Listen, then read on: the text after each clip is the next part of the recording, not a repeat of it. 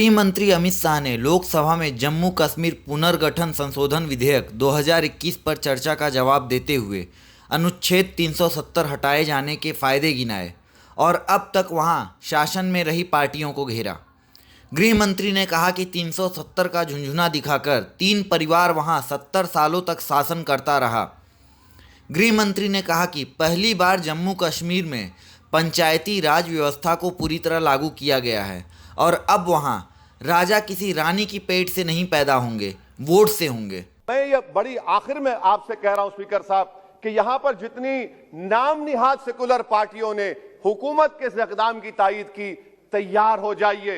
ये हुकूमत जो करती है ना, ये दोबारा दोहराएगी और हम तारीख में देखेंगे कि खुदा ना खास्ता चेन्नई को, अहमदाबाद को, बेंगलुरु को, हैदराबाद को यूनियन टेरिटरी बनाएंगे ये लोग। ये कश्मीर में तो एक एग्जाम्पल बना दिए, ये वहां तजुर्बा किया गया।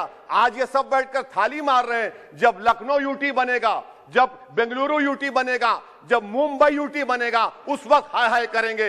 ये कंसिस्टेंट पॉलिसी आपकी है। इसीलिए सर, मैं होम मिनिस्टर से जो सवालात किया हूं, मैं आपसे पूछना चाहता हूं। और ये 2G से 4G करके आपने एहसान नहीं किया, अमेरिका के दबाव में आपने किया। ब्रैड शर्मन से भारत के सफीर ने मिला, अमेरिका ने स्टेटमेंट दिया और आपने 2 दिन में 4G को बहाल कर दिया। आप इस मसले को इंटरनेशनलाइज कर रहे हैं, ये गलत है और इससे कश्मीरी अवाम का डिसएम्पावरमेंट होगा, एलिनेशन बढ़ेगा। शुक्रिया सर।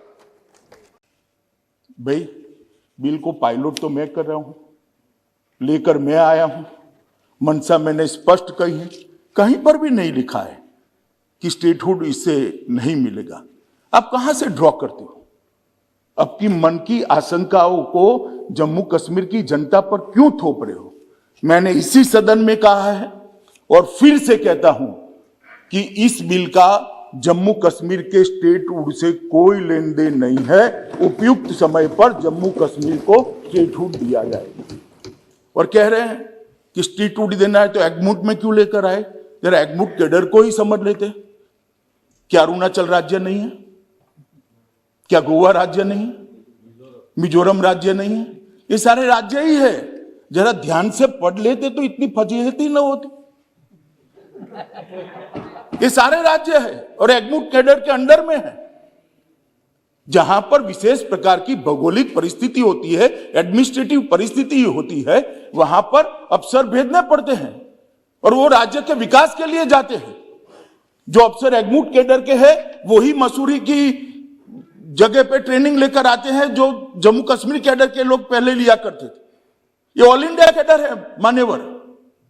और ओवैसी साहब इसका हिंदू मुस्लिम में विभाजन करते हैं। भाई, आपके मन में सब चीज हिंदू मुस्लिम है, मैं तो समझता हूं ओवैसी जी आपको, मगर आप देश के अफसरान को भी हिंदू मुस्लिम में डिवाइड कर दे।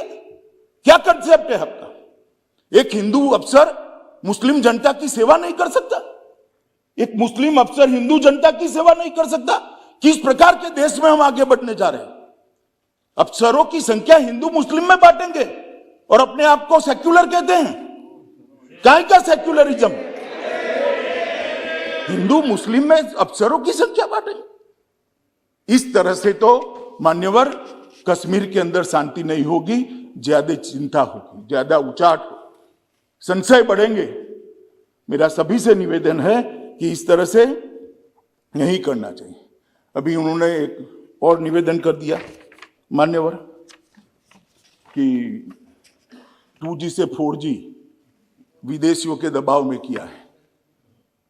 ओवैसी साहब को मालूम नहीं है, जिसका वो समर्थन करते थे वो यूपीए की सरकार चली गई है। ये नरेंद्र मोदी की भारतीय जनता पार्टी की सरकार है। इस देश के फैसले ये देश करता है, इस देश के फैसले इस देश की संसद करती है। कोई हम पर दबाव नहीं कर सकता। और हमने उसको इसलिए रिस्ट्रिक्ट किया था मान्यवर कि कुछ समझने के लिए समय चाहिए था। अफवाहें न फैलाई जाए, इसके लिए एक समय चाहिए था। और आप हमें पूछ रहे हो भाई अधीर रंजन जी, 2G और 4G, आपने तो मोबाइल ही बंद कर दिए थे और 20 साल तक बंद कर दिए थे।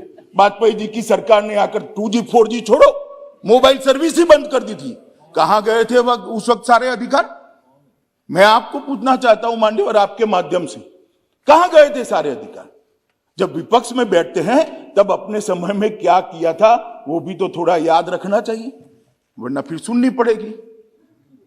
मान्यवर, ये हमें 4G और 2G का कह रहे, मैं अभी भी कहता हूं कि सबसे बड़ा नागरिक का अधिकार है सुख और शांति से रहने का, सलामती के साथ रहने का। सलामती जहां नहीं होगी वहां सारे अधिकारों का कोई मतलब नहीं। ये नई फैशन शुरू हो गई। मान्यवर, मैं कहना चाहता हूं कि ये जो लोग कह रहे हैं कि हम विदेश के दबाव में आकर कह रहे हैं, मैं उनको पूछना चाहता हूं कि किसके दबाव के अंदर धारा 370 को इतने समय तक चालू रखा आपने?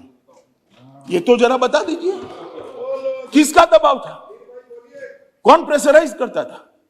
अभी किसी ने कह दिया बड़े बड़े साहित्यिक शब्दों के साथ कि शासन का जनता से वादा था, एक एग्रीमेंट था। भाई, मैं तो एग्रीमेंट को बारीकी से पढ़ता हूं और मैं तो मानता हूं कि पूर्ववर्ती सरकारों ने भी जो वादे करे हैं उसको ध्यान से पढ़ने चाहिए और इसका अमल करना चाहिए।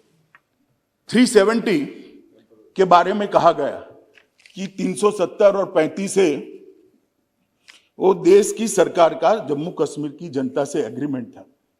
एग्रीमेंट जरूर था, मगर उसमें टेम्पररी शब्द आप भूल जाते हैं पढ़ने का। ये टेम्पररी था। और जो मेरा हिसाब पूछ रहे 17 महीने में स्टेटहुड कब दोगे, स्टेटहुड कब दोगे, स्टेटहुड कब दोगे, हम जरूर देंगे। मगर मैं उनको पूछना चाहता हूं, ये मैंने भी कहा है स्टेटहुड टेम्पररी है, मगर आप 17 महीने में हिसाब मांगते हो तो टेम्पररी 370 साल तक चली, उस वक्त क्यों हिसाब नहीं मांगते थे? एक टेम्पररी प्रोविजन कब तक टेम्पररी रहेगा? टेम्पररी प्रोविजन को क्यों उखाड़ नहीं देते यार? क्यों कोई पूछता नहीं था? क्योंकि वोट बैंक की राजनीति करनी थी। ये सरकार वोट बैंक की राजनीति से नहीं चलती। ये सरकार देश के हित में फैसले करती है। ये सरकार देश के भविष्य को सुधारने के लिए करती है। हम आएंगे जाएंगे, लोकतंत्र है, जीतेंगे हारेंगे, इसको ध्यान में रखकर देश के भविष्य को ताक पर हम नहीं रख सकते, न हम रखना चाहते। ये आपकी पॉलिसी है, आपको मुबारक हो। मान्यवर, इन्होंने कहा कि लोकल अफसरों का अधिकार चला जाएगा। मुझे कोई समझाए भला, देश भर में IAS IPS अफसर भेजे जाते हैं, लोकल अफसरों का अधिकार चला जाता है क्या? चला जाता है तो जम्मू कश्मीर में कैसे चला जाएगा?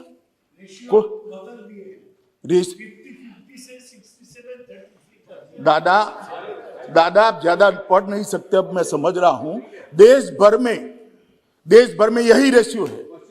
आपके बंगाल में भी ये है। क्यों अलग रखना? कश्मीर देश का हिस्सा नहीं है? कश्मीर देश का हिस्सा नहीं है क्या? क्यों अलग रखना? और क्या कश्मीरी युवा को देश की ऑल इंडिया कैडर में आने का अधिकार नहीं है?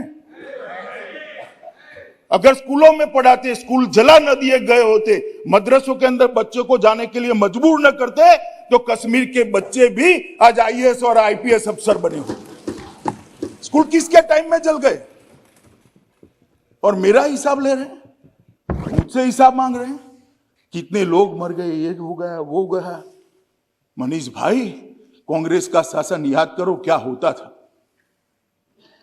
हजारों लोग मारे जाते थे, सालों तक कर्फ्यू रहता था। और परिस्थिति का आंकड़ों के आधार पर जरा आकलन करो। मैं इसमें जाना नहीं चाहता, क्योंकि तू मैं होती है। कश्मीर में शांति बहुत बड़ी चीज है, और जो अशांति का समय था उसको मैं याद भी करना नहीं चाहता। भगवान करे कभी ऐसी अशांति वहां न हो, और नहीं होगी, क्योंकि अब हमारा शासन है। मान्यवर, मसूदी साहब कहते हैं कि 80% जगह पर डायरेक्ट रिक्रूट रखें। तो भाई, डायरेक्ट रिक्रूट पर क्यों भरोसा नहीं?